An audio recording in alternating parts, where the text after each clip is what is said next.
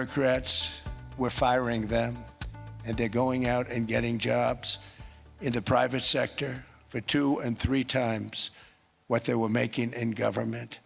So they started off hating me when we fired them, and now they love me. That was President Trump in Davos, Switzerland yesterday, talking about firing federal government workers during his first year in office. Now, one group of people hit hard by those layoffs is black women, apparently. While the country's overall unemployment rate fell to 4.4% in the most recent jobs report, it rose to 7.3% when it came to black women. Jerika Duncan spoke with 2 women who have faced prolonged unemployment to find out what's behind this trend. I loved my job. I loved it, and it made a difference to people. But Adrienne Birch's job with the Department of Agriculture was eliminated last February. I started crying because I said, oh my God, I'm losing my job.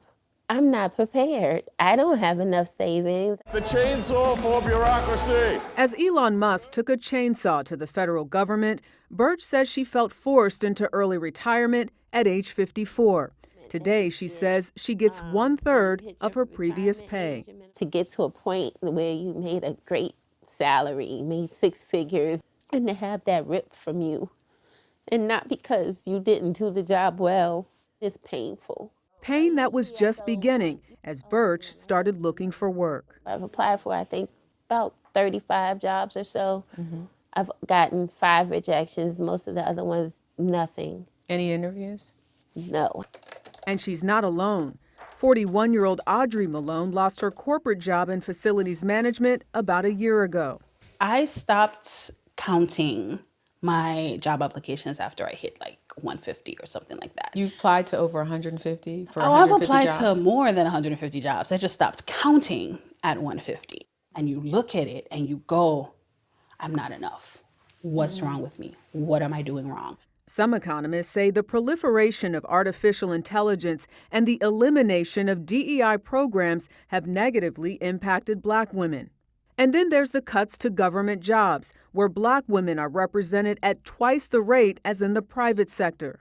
All of it has contributed to the more than 300,000 black women who lost or left their jobs in the first half of 2025. What up, it's your boy Cass with Taboo Topics. So that was a good video, right? Or at least very interesting, right? So I came across that video earlier after having a conversation with somebody else, pretty much about the status of white women and black women in America and, what's going on with the unemployment rates. I was doing some homework and doing a little research. And after I did my little research, I found that statistically, or at least based on labor statistics in America, and the numbers are out there. You guys can go and search them out, whatever you use for your news or your networks, you definitely can find this.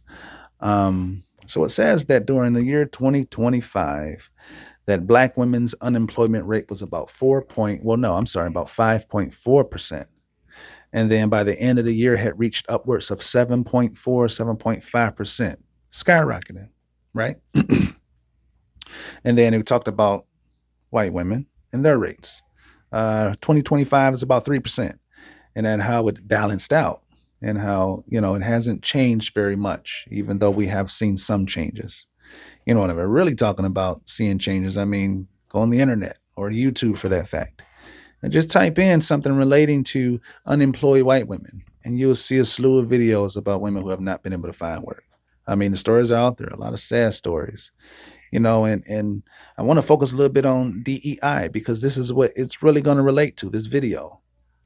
And of course, a touch of affirmative action, right? So DEI, right? So what is DEI? Many years ago, the powers that be decided that, hey, we're priding our country on being fair and having fair practices, especially in the workplace, right?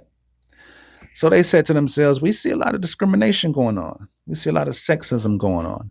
And women were wanting to be heard. They were, protesting in different forms of fashion to say, hey, we deserve exactly what men are doing because we can do the same job they're doing and probably even better.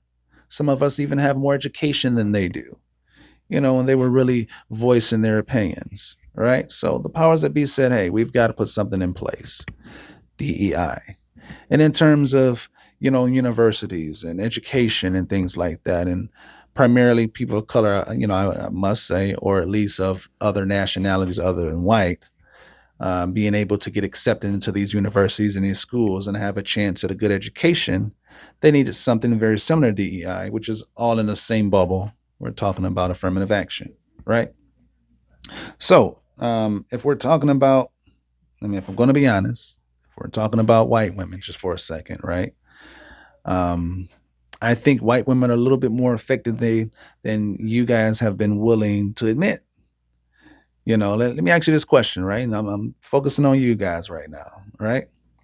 How many of you have actually been unemployed for quite a bit now, or at least after Trump's second election, right? And you got that surprise email that says, "Meet me in my office," and then by the end of the day, you were told that you would no longer be a part of the company, and it was out of nowhere, and you thought you were safe.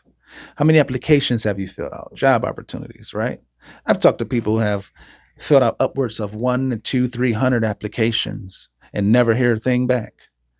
Some of these same people I've heard say, whether it's someone personal, friends, or just something I've seen on the internet, says, I went to that interview. That interview sounds like it went really well. I might actually get a call this time. And they may never have heard anything back in return. Or they may have gotten to a second or third interview, which is crazy how they do that now because these interviews are so mixed up. And they may have made it through the second interview or the third interview, and they get to the final group interview, and then someone made the decision not to call back. And now here you are, all this time later, still trying to figure it out. You might have made X amount of dollars. And in the process of making X amount of dollars, you go from that to making nothing, or drawing unemployment. And unemployment isn't even a quarter of what you're used to. The point I'm making is, how many of you have actually been affected by that, by this scenario that I'm talking about right now? How many of you? I'm sure it's a few of you. Well, if we're putting things into perspective, you guys are the proof that DEI has really affected white women a tad bit more than affected black women. Let me go into details about that, or what I mean about that, right? So,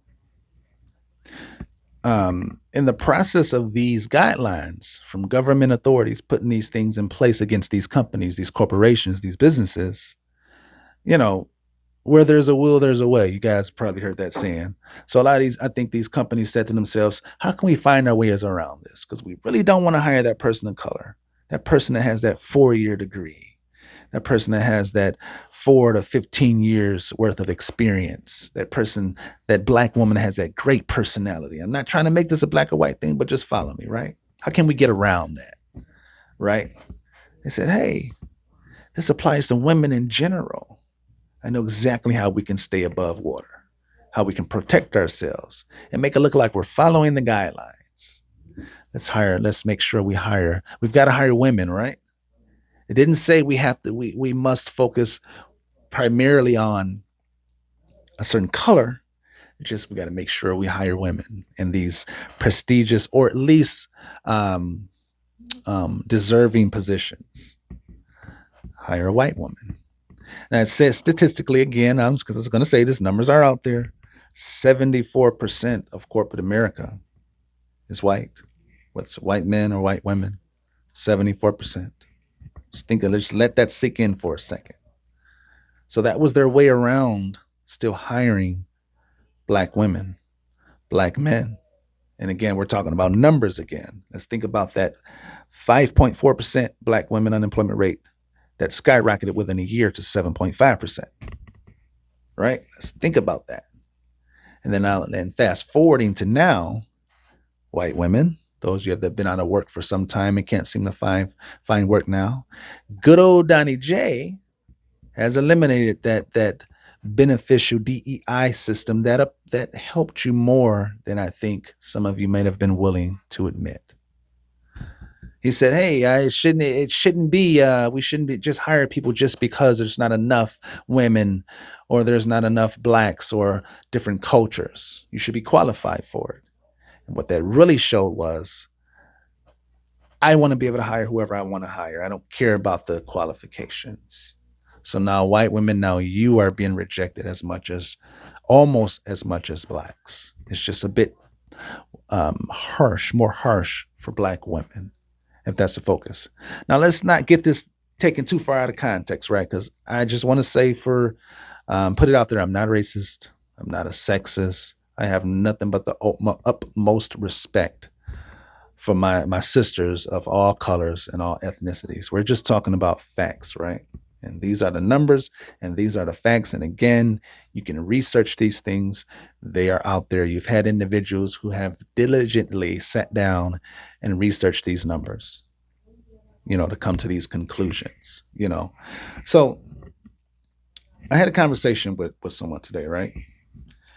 And it's a black woman, and she was in the mortgage business for quite a long time. I believe she told me about 24 years or so. So obviously she made good money, quite a bit more than what she would consider, or at least society would consider, a livable wage. And, we were talking about the crash of the mortgage industry and how, since Donald Trump has been in office, it hasn't been the greatest. Now, granted, I admit it's been a couple of years since COVID has kind of calmed and died, kind of fell to the wayside in terms of how serious it was, that the industry kind of gradually started then, but we can really see it failing now. And she explained to me, she said, I can see that the moment that came up, it got real personal for her, because she stated to me, she said, oh my gosh, I lost everything. When things went south, I lost everything. I lost my job.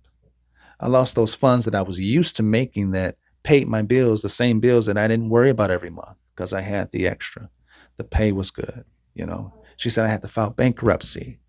I had to start over. And that's how I ended up where I am now, because I felt that, this was the best place for me to start over, being that I had to start over.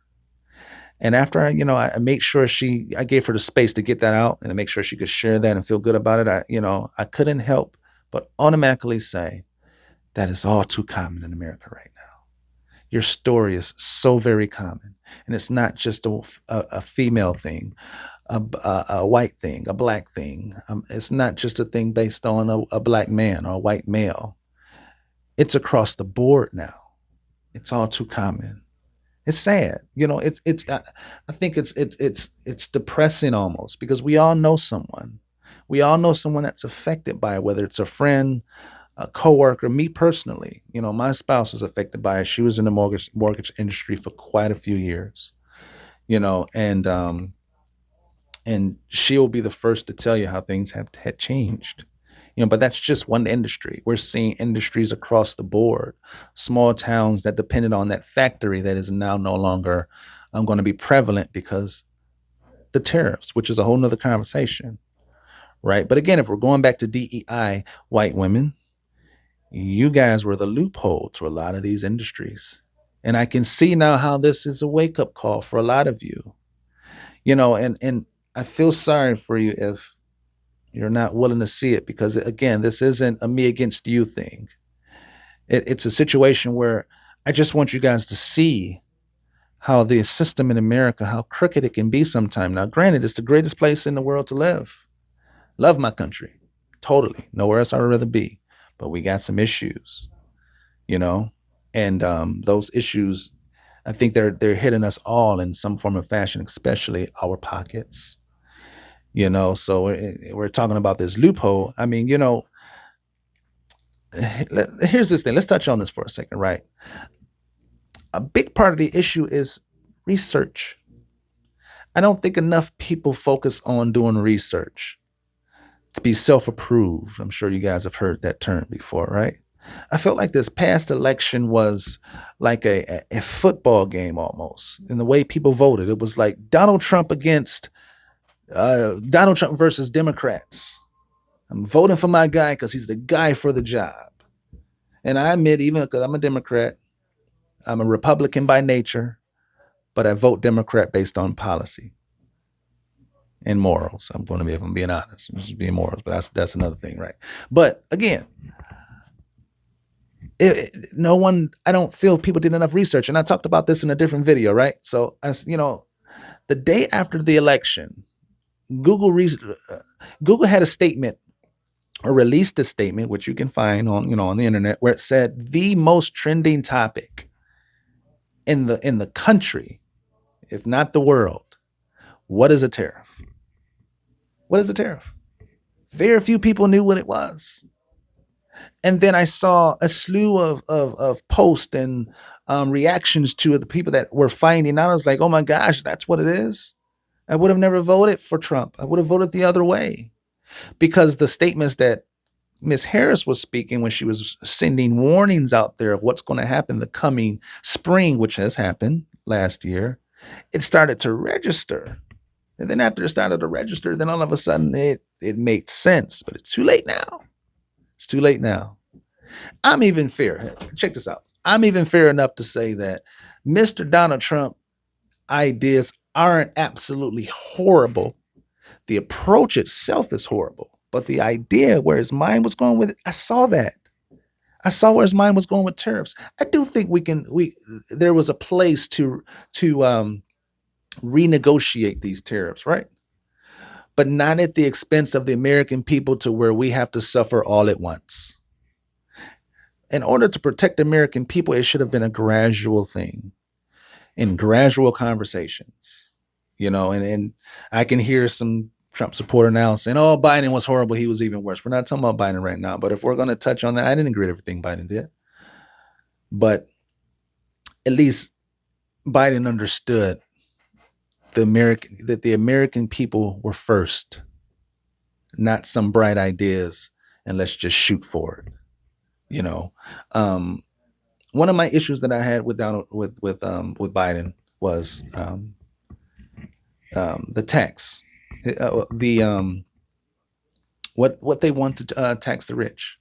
It's about 26%, somewhere in that ballpark, and he wanted to increase it. I thought that would have been a big mistake, because my thing is, if they're already paying half, they're going to hold on to what they have left. It's not going to trickle down. You're going to tax them more. No, that's not the way. But it was only a small percentage he wanted to tax them. So it still would have been gradual, if you follow me. Whereas Mr. Donnie J, Mr.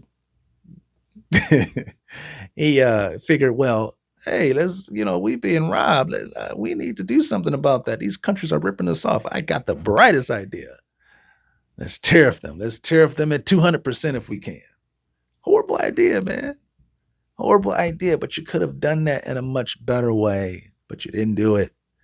You just threw it out there and said, hey, deal with it. We've got to buckle down because it's for the greater cause and it's going to pay off later. At what expense, though? Jobs, people's livelihood, things like that. No, but it's another discussion. It's another discussion. Right now, we're talking about DEI in relation also to affirmative action, white women being the loophole, Black women being the most unemployed in that field or that category. It's sad, I hope to see things get better in the coming years, but I'm afraid that it'll get a lot worse before it gets better. It's already bad now. We got to educate ourselves a little bit more, guys.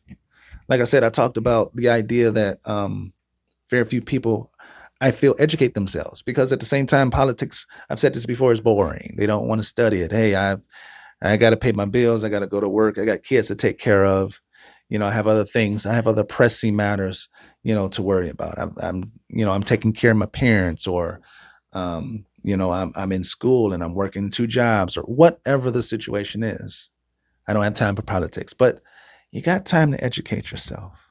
We've all got these devices right here, where it's a world of knowledge and a world of information. It takes 2 seconds to get on there and just look a few things up. DEI would have been one of them, and the basis of what it really means. But now, white women, you guys are being the most affected, and Black women, my other sisters, white women, my sisters too.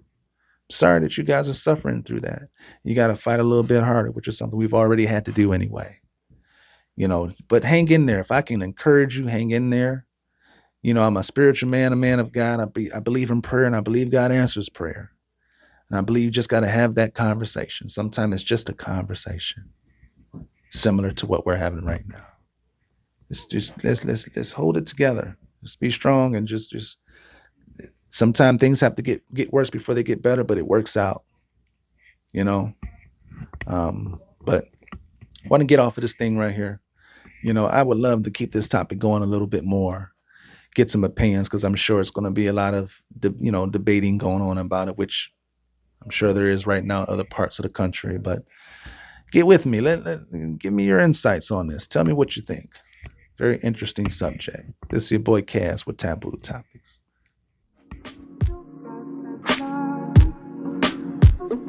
Thank you.